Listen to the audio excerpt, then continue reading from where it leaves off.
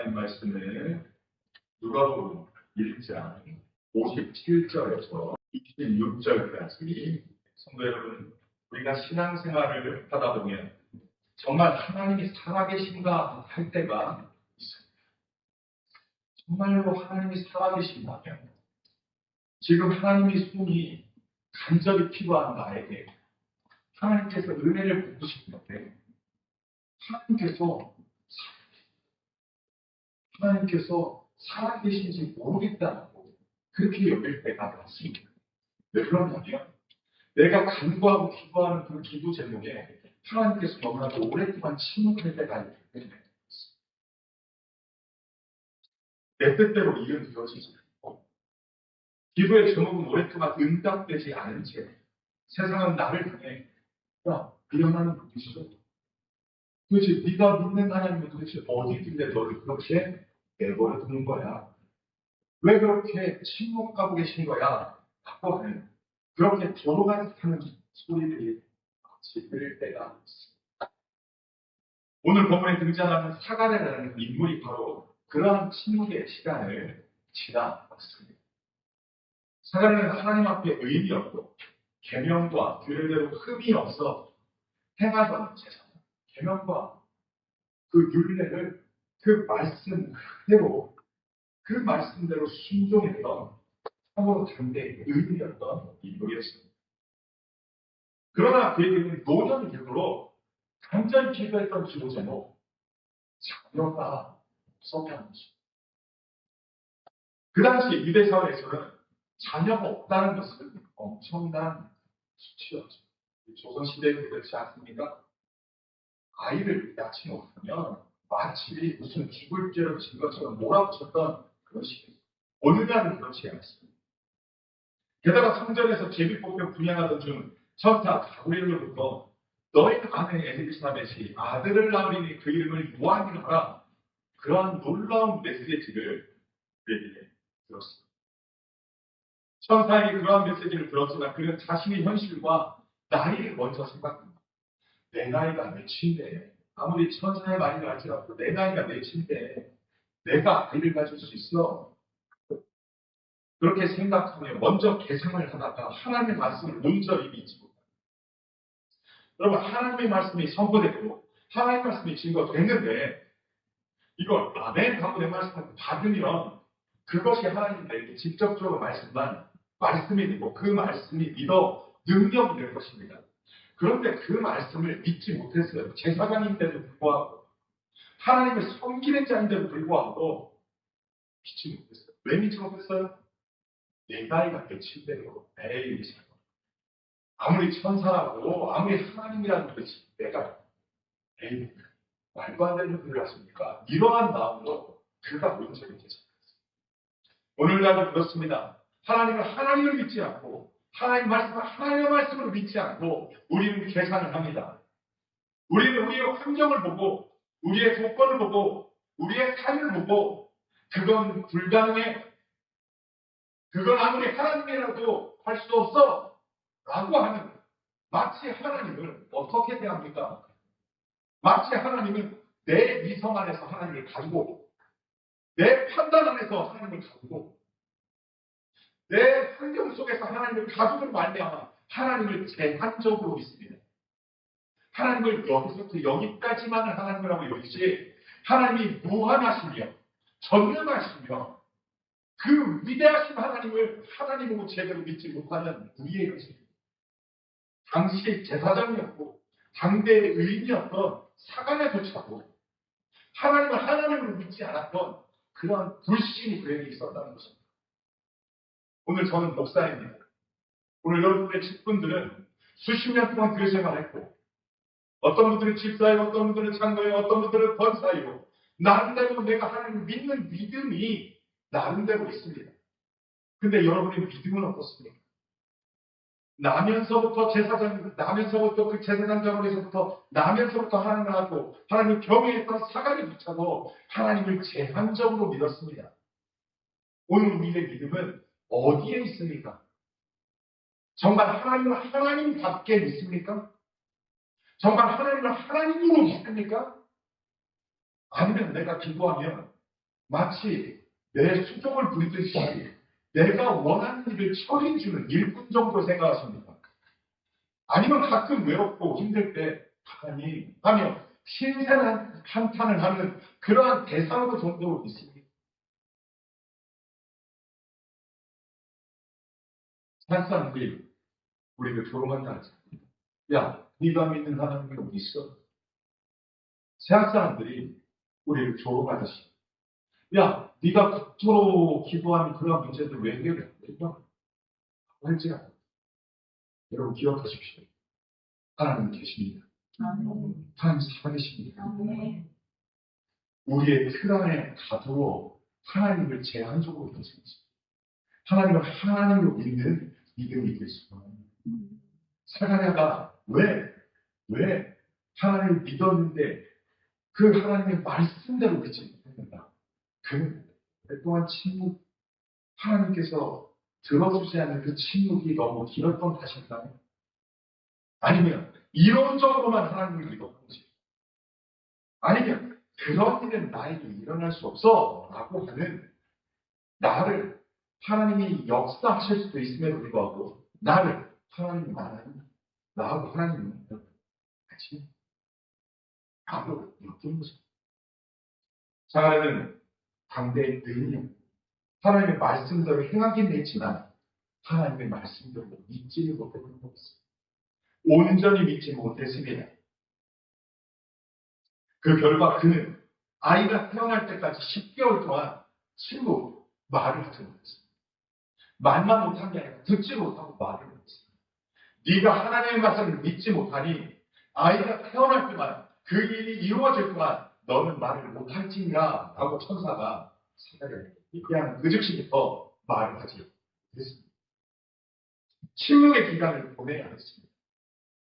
사가랴는 10개월이라는 시간 동안 단 한마디도 할 수 없었습니다. 가족들에게 마음을 표현할 수 없었고 제사장으로서 하나님을 찬양하거나 백성들을 축복할 수 있는 그 축복을 선포를 하지 못했습니다. 얼마나 답답하고 얼마나 고통스러웠을까요? 그러나 성도 여러분, 하나님께서 성도에게 허락하시는 침묵은 결코 버려둠이 아닙니다.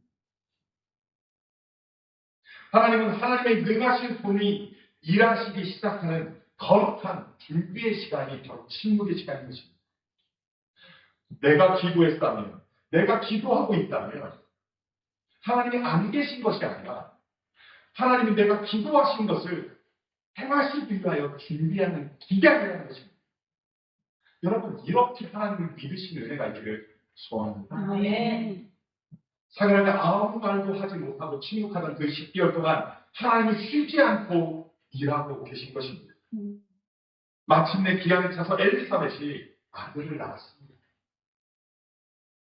그리고 오늘 본문 바로 그 침묵이 깨어지고 그 자리에 모인 모든 이들이 하나님의 역사하심을 목격하며 주님의 손이 그와 함께 하시라고 그와 함께 계시니라고 고백하는 놀라운 반전의 현장이 보여집니다.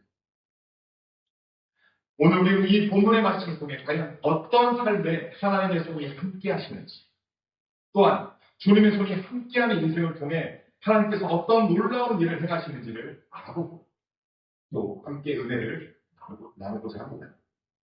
첫째로 주님의 손은 인간의 계산과 전통을 내려놓고 말씀에 순종하는 사람과 함께 하십니다. 하나님 누구와 함께 한다고요? 인간의 계산과 전통 그런 거 내려놓고 말씀에 순종하는 자들에게 하나님의 손길이 함께 하십니다. 본문 57절 58절 한번 보겠습니다. 같이 한번 읽어볼까요? 시작.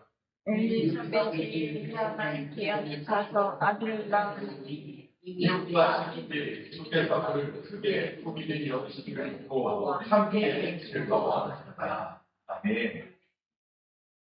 이웃과 친족들은 주께서 그를 크게 긍휼히 여기심을 듣고 함께 즐거워했습니다. 아이가 태어날 때까지요. 사가랴와 엘리사벳이 아이를 임신했다는 걸 감추었습니다. 이미 사가랴가 더 이상 말을 못하는 덩어리가 됐다는 것이 이미 소문이 쫙 퍼졌어요. 엘리사벳은 집에서 칩거하며 아이를 조용히 조심스럽게 키웁니다. 그래도 그럴 것이 노산인데다 그 아이가 얼마나 귀한 존재. 그래서 그 어떠한 접촉도 피하면서 친척들과 그 주변의 이웃들에게 감추고 아이를 꼭꼭 뱃속에 아이를 숨기며 그렇게 조심스럽게 하다가 드디어 아이가 태어났습니다. 여러분 이게 얼마나 위대한 일인지 아십니까? 이웃과 친척들은요 아이를 낳았대. 엘리사벳이 아이를 낳았대. 그게 놀랄 일입니다. 첫 번째 왜 놀랄 일입니까? 여러분 아이가 들어선 것조차 기적이지만 노사는데 그렇게 순적하게 순탄하게 아이를 낳았다는 것도 기적입니다. 오늘날에도 35세만 되면 노산이라고 하고 좀 조심스러워합니다.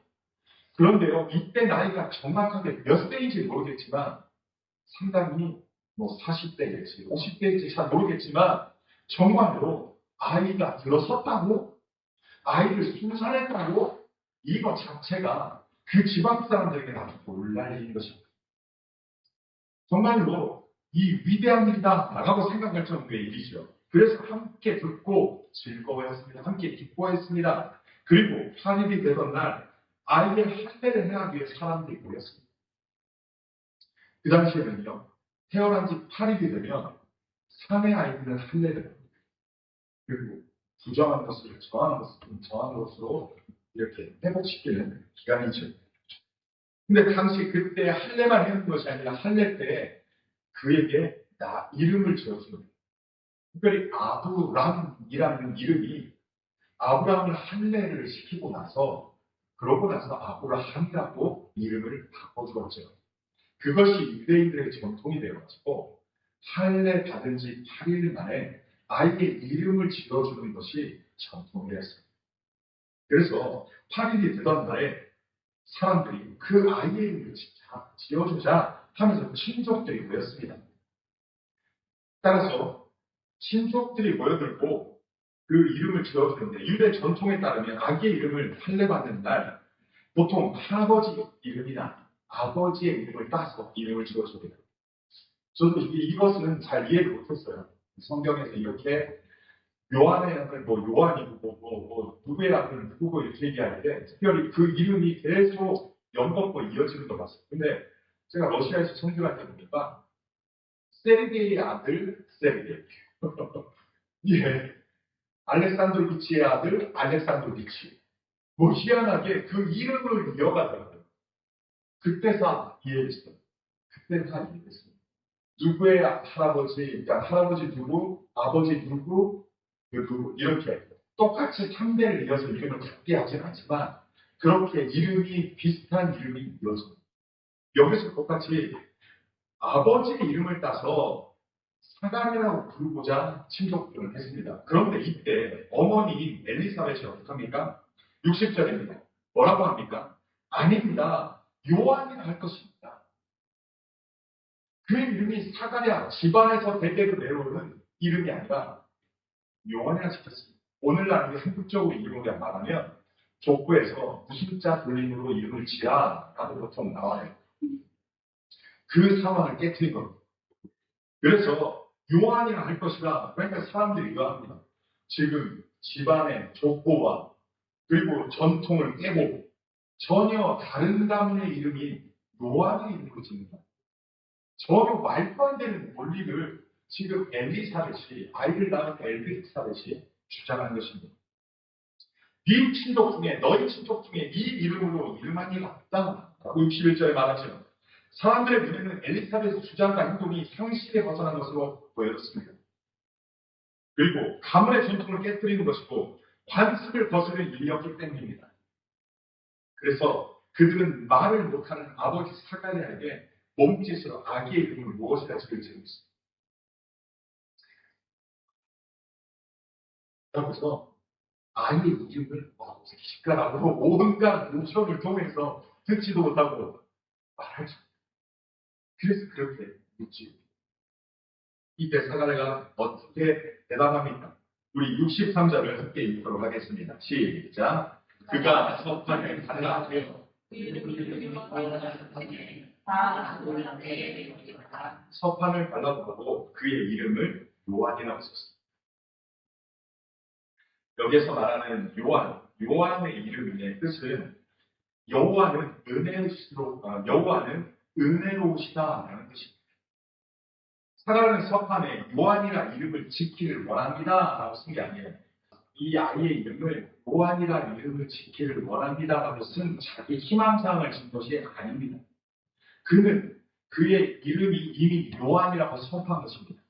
이 아이는 요한이다. 이 아이의 이름을 그렇게 졌으면 좋겠다라고 양해를 구하거나 동의를 구하는 태도가 아니라 이 아이의 이름은 요한입니다. 라고 선포한 것입니다. 왜냐하면 10개월 전 성전에서 천사가 그에게 명령했던 것입니다. 네가 아이를 낳을 것인데 그 아이의 이름을 뭐라고 지으라고? 요한이라 해라. 천사 가브리엘은 하나님의 말씀을 전하는 것입니다. 하나님께서 이 아이를 잉태케 할 것인데 너의 기도를 들어서 응답되어 엘리사벳이 아이를 잉태할 것인데 그 아이의 이름을 요한이라 하라라고 명령하셨던 것입니다. 사가랴는 지난 10개월의 침묵 속에서 깊이 깨달았을 것입니다. 자신의 이성과 경험, 세상의 관습과 사람들의 평판보다 훨씬 더 중요하고 확실한 것은 바로 하나님의 말씀이라는 것입니다. 사가랴는 하나님의 말씀을 말씀대로 믿지 않았고 의심했고 자기의 경험으로의 틀을 갖추어서 하나님의 말씀을 믿지 못하겠다는 태도를 보였을 때 그가 덩어리가 됐습니다. 그 10개월의 덩어리 생활 동안에 그는 깨달았던 것입니다. 사실 제사장이 이러한 결심, 이러한 결단한 것을 취하지 않습니다. 그는 철저한 율법과 관습에 목숨을 걸었기 때문입니다. 왜냐하면 우리는 하나님의 말씀은 생명이라 그렇고 그들의 율법은 그들의 성경의 말씀은 정말로 소중히 있습니다. 어쩌면 오늘날 우리는 우리의 이성과 경험과 이러한 관습, 사람들의 평판이 더 중요하다고 여길지 모릅니다. 그래서 눈치를 보죠. 이웃 사람의 눈치를 보고 사람들의 우리를 생각하는 그 평판에 더 좌우됩니다. 그런데 사가랴는 과거 자신의 불신앙을 철저히 회개했고 이제 사람들의 시선이나 감정의 점수보다 하나님의 말씀에 절대적으로 순종하기로 결단한 것입니다. 그래서 그 이름을 요한이라고 했으면 좋겠습니다 하지 않냐고 요한이라고 했습니다. 그 결과 어떤 일이 벌어졌습니까? 64절 말씀입니다. 64절 말씀에 비에 그의 입이 곧 풀리고 혀가 풀리며 말을 하여 하나님을 찬송합니다. 그가 하나님의 말씀을 말씀대로 믿고 말씀대로 받아들입니다. 그리고 말씀대로 선포하니까 어떤 일이 벌어졌습니까? 사가랴가 하나님의 말씀에 완전히 순종한 석가의 그 이름을 요한이라 써내려가는 바로 그 순간에 10개월 동안 굳게 갇혀있던 그의 입이 즉시 풀려졌습니다. 묶여있던 혀가 풀렸습니다. 그리고 그의 입에서 터져나온 첫 번째 소리는 불평함이나 억울함이었습니다. 내가 그동안 10년 동안 얼마나 고통스러운데라고 하는 원망과 불평과 이러한 신상판의 내용이 아니었습니다. 뭐였습니까? 바로 하나님을 뜨겁게 찬양하는 찬송입니다. 하나님을 향한 뜨거운 찬송이었습니다.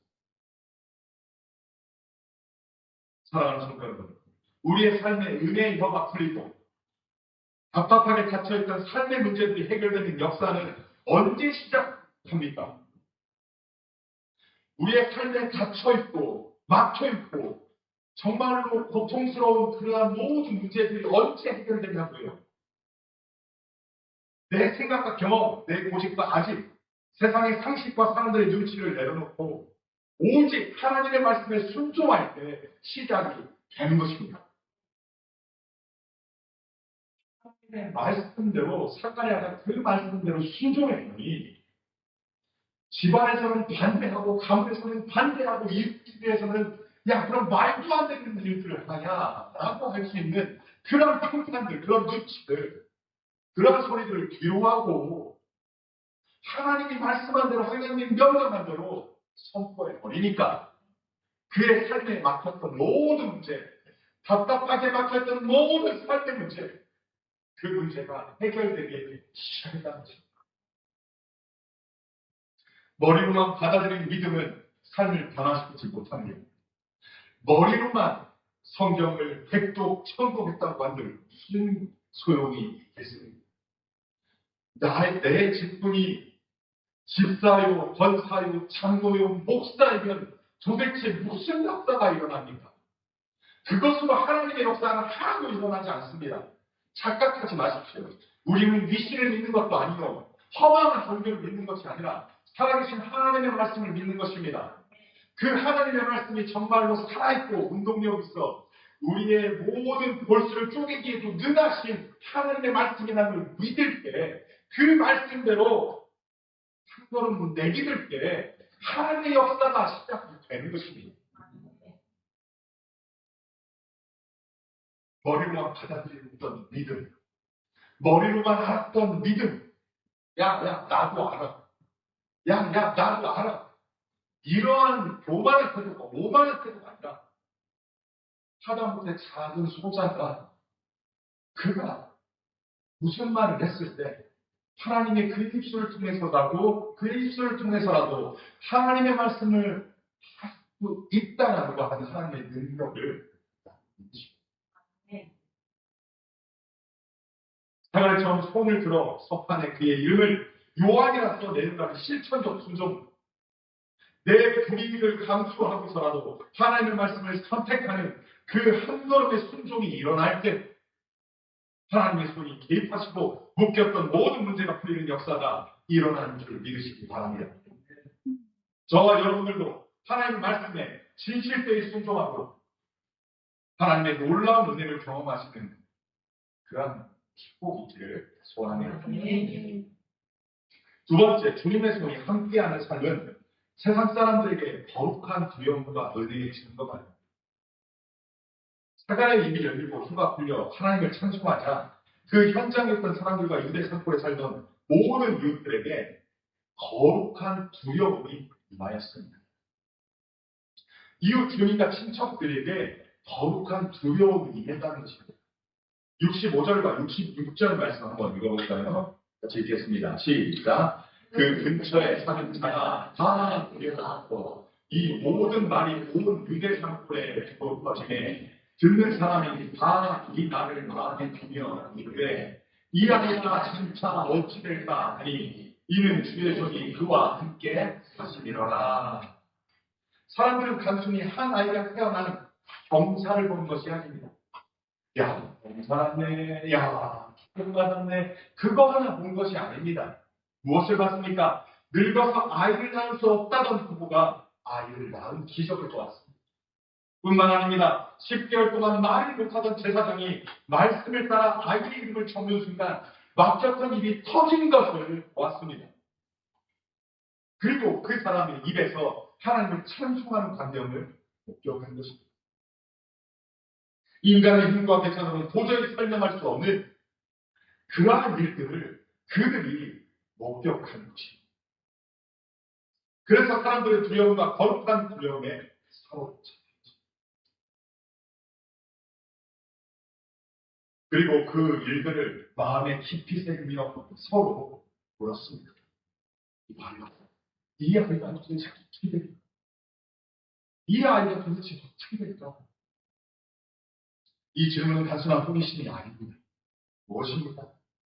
이 아이 뒤에, 이 가문 위에 사람의 힘을 넘어서는 하나님의 초자연적인 능력이 나타났다는 걸 그들이 목격했던 것입니다. 이거 참 말도 안 되는 일이 벌어지면서 이 집안에서 이 아이에게 이 말씀이, 이 아이가 참 어떤 인물일까? 정말. 이건 제 개인적인 일이지만 한 가지 예화를 하고 있습니다. 저희 어머님이 저희 아버님 어렸을 때 살다가 저를 얻고 아버님을 떠나 도망하려고 막 얻고 보따리를 싸고 도망하려고 흰머리가 나는 어떤 아저씨의 할아버지를 만나고 그 할아버지가 저를 딱 보더니 이놈 참 크게 된 인물이세. 이놈 참 크게 된 인물이세. 이랬다니. 믿거나 말거나 중요한. 그래서 우리 저희 어머님이 보따리 싸들고 아버님께로 돌아가서 살았다는 저희 어머님의 이야기를 들었습니다. 우리 각 사람은 아마 그런 사람. 근데 이야기가 어떻게 될까? 이건 그냥 지나가다가 어떤 할아버지가 한 얘기가. 증거도 될 수 없는 이야기가 아니라 사가랴가 10달 동안 침묵하고 벙어리로 살았던 세월. 그 앞에 전혀 임신할 수 없고 아이를 출산할 수 없는 그 노년의 부부가 잉태한 것도 아브라함과 사라와 같이 마른 나무, 소망 없는 죽어서 더 이상 생명이라고 잘할 수 없는 그러한 나무에 생명이 나는 듯한 그러한 위대한 일이 지금 사가랴가 엘사에 그것도 사인의 출산. 이것을 목격한 사람들이 이 아이가 진짜 어떻게 될까? 그렇게 그것을 보고 성경은 이에 대하여 아주 명확하고 간결한 결론을 내립니다. 뭐라고 말합니까? 이는 주의 손이 그와 함께 하시리라. 이는 주의 손이 그와 함께 하셨기 때문에 그 아이의 뱃속에 잉태된 것도 그 10달 동안 정말로 자란 것도 그리고 순산한 것도 그리고 침묵되었고 벙어리였던 사가랴가 입을 열어서 하나님을 찬송한 이 놀라운 일은 하나님의 손이 그와 함께 하셨다는 것입니다. 그러지 않고서는 이건 불가능해. 이것을 성도 여러분, 주의 손이 무엇입니까? 성경에서 하나님의 손, 주의 손은 하나님의 권능과 도심, 보호하심과 인도하심, 그리고 하나님의 주권적인 통치를 의미합니다. 하나님이 통치하신 것이죠. 하나님이 다스리신 것이죠. 여러분, 하나님이 다스리실 때 우리의 삶에 생명이 솟생케 되는 은혜가 있을 수 있습니다. 아멘. 하나님이 다스리시고 통치하실 때 죽었던 것들이 솟생케 되는 은혜가 있을 줄 믿습니다. 아멘. 막혔던 것들이, 무너졌던 것들이, 황폐했던 것들이, 광야했던 것들이 하나님께서 시온의 대로를 낼 것이고 모든 것들을 해결해 주실 줄 믿습니다. 아멘. 주의 손이 함께 하시면 불가능이 가능해집니다. 주의 손이 함께 하시면 비천한 자가 높임을 받고 어두운 골짜기를 지나는 인생이 밝은 빛을 보게 됩니다. 주의 손이 함께 하시면 대적의 공격 앞에서도 꺾이지 않는 거룩한 담대함이 생깁니다. 나보다 수십 배, 수백 배 강력한 것들이 나에게 들어온다는 것. 다윗과 같이 골리앗, 그 감당할 수 없는 그 골리앗을 담대하게 나갔던 것처럼 주님의 손길이 함께 하시면 대적의 공격 앞에서도 꺾이지 않는 거룩한 담대함이 생긴다는 거죠. 세상 사람들은 하나님을 눈으로 직접 보지 못합니다. 그러나 세상 사람들은 하나님의 사람들의 삶을 봅니다. 하나님을 믿는 자들의 삶을 본다는 것입니다. 우리가 고난 중에도 낙심하지 않고 세상의 타협을 거절하며 말씀에 순종할 때, 그리고 그 순종을 통해 하나님의 신실한 이 역사가 우리의 삶에 일어나는 것을 볼 때 세상은 비로소 인정하게 됩니다. 무엇을 인정하게 돼요? 저 사람의 삶이 하나님의 손이 저 가정에는 주님의 손이 함께하고 있구나. 하는 걸 보고 있습니다. 세상 사람들이요, 하나님을 직접 목격하는 게 아니라 하나님을 본 사람, 하나님의 말씀을 살아있는 말씀으로, 생명의 말씀으로 믿고 말씀대로 살아가는 삶을, 그런 살아가는 사람들을 통하여서 그들은 그 사람을 통하여 하나님을 보게 된다는 것입니다.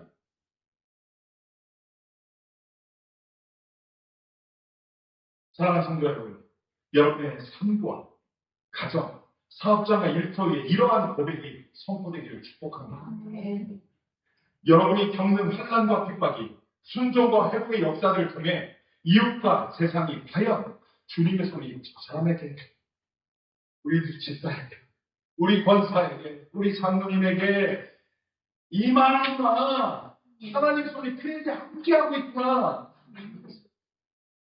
그런 것을 보게 되길 소원합니다. 그리하여 하나님이 두려워하며 높이게 되는 역사가 우리 가운데 충만하게 있기를 주님의 축원합니다. 세 번째로 주님의 손이 함께하는 사람은 성령으로 충만하여 하나님의 약속을 찬양하며 주님의 길을 예비하는 사명자로 살아갑니다. 우리가 읽지는 않았지만 사가랴는 입이 열리자마자 단순한 감정적 기쁨에 도취되지 않았습니다. 67절 말씀을 보면, 앞에도 있습니다.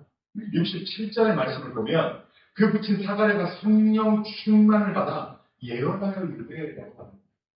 사가랴가 어떻게 됐다고요? 성령이 충만함을 받아. 내가 원해서가 아니라 하나님이 주셔서 성령 그에게 임했다. 그래서 가만히 있지 아니하고 그가 예언하기 시작합니다.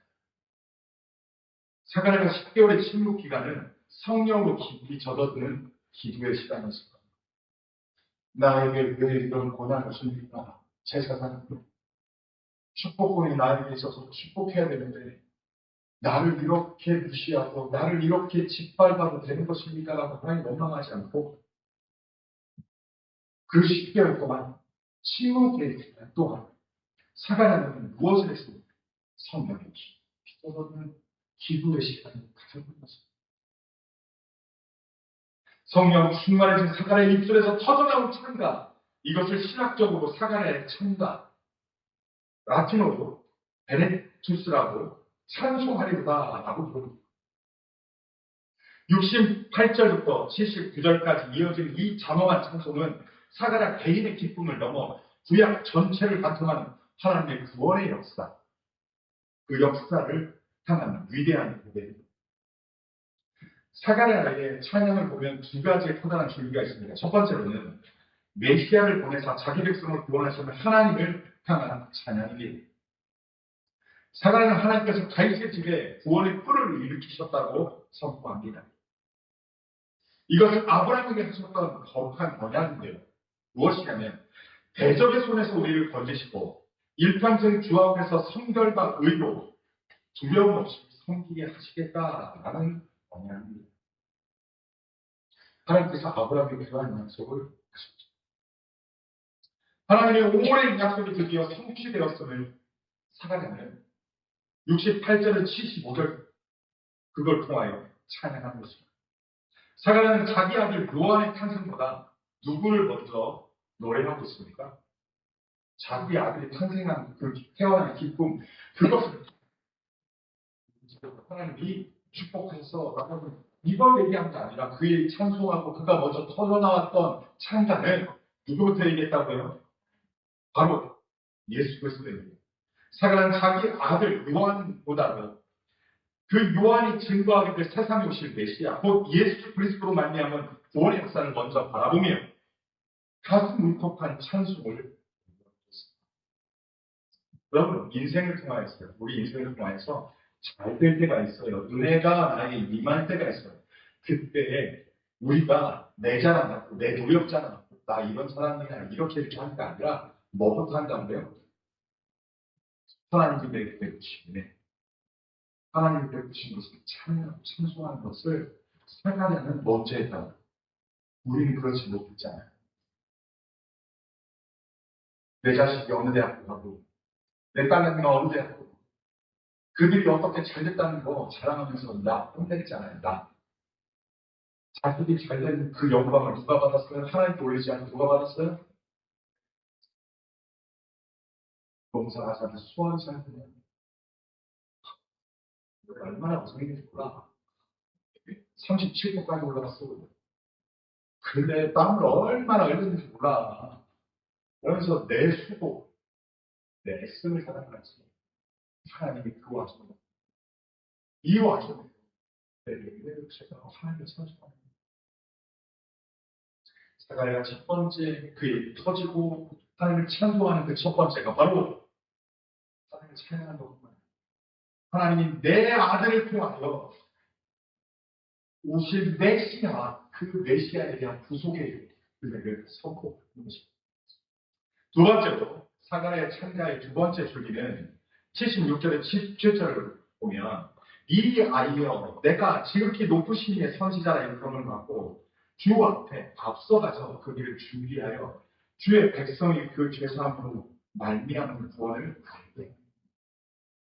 아들 요한이 어떠한 삶을 할 것인지, 어떠한 인생을 살 것인지 그가 고백한 겁니다. 사람은 자기 아들 요한이 세상의 부귀영화나 권세를 누리는 큰 인물이 될 것이라고 축복하지 않았습니다. 제사장에게 축복권이 있어서 그런 축복을 해도 좋지요. 그런데 그런 축복을 하지 않았습니다. 대신에 이 아이는 주 앞에 앞서 행하여 그 메시아 길을, 그 메시아 주님의 길을 준비하는 선지자입니다. 자기 아들을 주님의 종으로, 주님을 섬기는 종으로 그렇게 축복했다는 거예요. 돋보이는 주인공이 아니라 오직 예수 그리스도를 드러내기 위한 인생. 어둠과 죽음의 그늘에 앉아있는 자들에게 빛을 비추고 평강의 길로 인도할 메시아의 길을 예비하는 사명자가 될 것을 성령 안에서 찬양한 것입니다. 그의 미성에서 찬양한 것이 아니라 성령께서 이끄시는 대로, 성령께서 이끄시는 대로 그렇게 찬양했다는 것입니다. 80절 한번 봅시다. 80절. 같이 한번 읽어봅시다. 세례 요한이 어떻게 했는지 읽겠습니다. 시작. 아이가 자라며 신명이 강하여지며 이스라엘에게 나타나는 날까지 빈들에 요한은 화려한 궁전이나 유대선의 기득권 속에 머물지 않고 광야로 나아가 주의 길을 예비하고 준비합니다. 주님의 사역을 하기 전에 주님의 사역을 할 그릇을 준비했다는 거예요. 주의 손이 그와 함께 하셨기에 그는 세상의 미국에 흔들리지 않았고 신령이 강한 사명자로 살아나 자기에게 맡겨진 길을 완주할 수 있었습니다. 사랑하는 성도 여러분, 주님의 손이 함께하는 인생의 최종 목적은 이 땅에서 잘 먹고 잘 사는 것에 있지 않습니다. 주님이 우리에게 왜 직분을 주셨고 왜 사명을 주셨고 왜 우리를 하나님의 자녀로 택한 자라고 부르신 자였습니다. 주님의 사명을 위해서 그런 것이 나는 거 아닙니까? 이 직분은 너의 영광을 위해서 주노라. 이 직분은 네 명예를 위해서 주노라. 그렇게 하나님 주신 적 없어요. 그런 느낌이에요. 내 명예를 위해서, 나를 위해서 그것을 이용하십니다.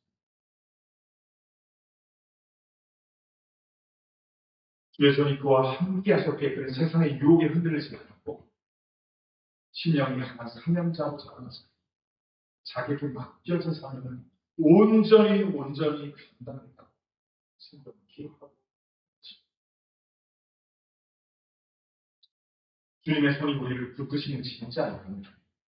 우리로 하여금 예수 그리스도의 구원을 노래하게 하시고 우리가 살아가는 삶의 현장에서 오실 주님의 길을 예비하는 통로로 사용하기 위해 우리를 부르신 적이 있습니다. 아멘이십니까? 아멘. 우리의 가정에서 직장에서 세상 속에서 주님의 말씀을 따라 살아가며 예수 그리스도의 사랑과 복음을 전할 때 우리는 이 시대의 세례 요한이 되어 주님의 길을 예비하는 복된 사명자가 될 것입니다. 말씀을 맺겠습니다. 사랑하는 성도 여러분, 혹시 여러분 가운데 삶이 무거운 짐으로 인해 마음의 문이 닫히고 기도의 입술이 막힌 채 깊은 침묵의 터널을 지나고 계십니까? 하나님이 없다고, 하나님이 없는 것 같다고, 내게 아무 일도 일어나지 않는다고, 내가 어떻게 했는데, 내가 어떻게 했는데. 근데 아무 일도 벌어나지 않는다고, 그렇게 생각하고, 그렇게 보내고 있습니까? 세상의 계산도 환경의 벽 앞에서 하나님이 정말 나와 함께 하신다 하며, 낙심과 근심 가운데 계신 분이십니까? 오늘 하나님께서는 사가랴와 세례 요한의 탄생 사건을 통해 우리에게 선명하게 말씀하십니다. 무엇입니까? 하나님의 침묵은 망함이 아니라 준비입니다. 하나님 지금도 쉬지 않고 일하고 계시며 그 능하신 손으로 나의 종을, 나의 사랑을, 내가 택한 사랑을 위하여 일하고 계신다는 것입니다. 이제 우리가 해야 할 일은 무엇입니까? 인간적인 계산과 세속적인 관습, 내 고집과 아집, 내 이성의 석판을 내려놓고 하나님의 말씀, 그 말씀 앞에 완전한 순종의 석판을 들어 올리는 것입니다. 주님의 말씀이면, 주님이 그렇게 말씀하신다면, 주님의 말씀대로 한번 해보겠습니다라고 하는 그런 온전한 순종. 그것을 우리가 해야 할 일인 것입니다. 주의 말씀대로 내게 이루어지다. 주님의 뜻이 옳습니다. 주님의 말씀이 옳습니다 하고 순종으로 결단할 때 닫혔던 우리의 입이 열릴 것이고 닫혀있고 막혀있고 눌려있고 포로되어 있는 그 모든 것들이 열려지고 해결되어 모든 문제가 해결될 수 있습니다. 그리고 마침내 세상이 여러분의 삶을 보며 고백하게 될 것입니다. 저 사람에게는 주님의 손이 함께하십니다. 저 사람에게는 주님의 손이 함께하셔서 그 고난의 터널을 뚫고 나왔다. 그것을 이겨냈다. 불가능이라고 생각했고 완전 망했다고 생각했던 그의 인생이 하나님이 은혜를 주십니다. 우리 모두 주님의 손에 붙들리가 되고 나를 구원하신 주님의 은혜를 마음껏 찬양하기를 원합니다. 우리가 구하는 삶의 자리에서 오직 예수 그리스도의 길을 얘기하며 많은 이들을 평강의 길로 인도하시기를 소원합니다. 정말 우리 세종 쌍교회 그 역할을 했으면 좋겠습니다. 그러한 복되고 거룩한 성도님들이 우리 세종 쌍교회가 되게 주님의 이름 간절히 축원합니다. 기도하겠습니다. 하나님 아버지, 오늘 말씀을 통해 사과의 침묵을 깨뜨리시고 순종을 통해 역사하신 하나님의 능하신 손길을 바라봅니다. 때로는 내 뜻대로 되지 않고 답답한 상황 속에서 하나님의 손길을 의심했던 우리의 불신앙을 용서하여 주옵소서. 세상의 관습과 사람들의 시선, 나의 이성적인 계산을 내려놓고 오직 하나님의 말씀 앞에 아멘으로 순종하는 신앙을 허락하옵소서. 사가랴와 석판 위에 하나님의 말씀이 새겨졌을 때 혀가 풀리고 그 입이 열려졌던 것처럼 우리 성도들의 삶에 가로막혔던 모든 악한 사슬이 풀어지고 은혜의 입술이 열려 하나님을 마음껏 찬송하게 하옵소서. 그리하여 세상이 우리 성도들의 삶을 바라볼 때 과연 주의 손이 너와 함께 계시는구나, 너희들과 함께 계시는구나 고백함이 하나님께 찬송을 돌리게 하옵소서. 아멘. 우리가 거하는 모든 곳에서 오직 주 예수 그리스도의 길을 담대히 얘기하는 복된 사명자로 살아가게 하옵소서. 아멘. 우리를 구원하시고 은혜의 손으로 붙드시는 우리 주 예수 그리스도의 이름으로 기도하옵나이다. 아멘.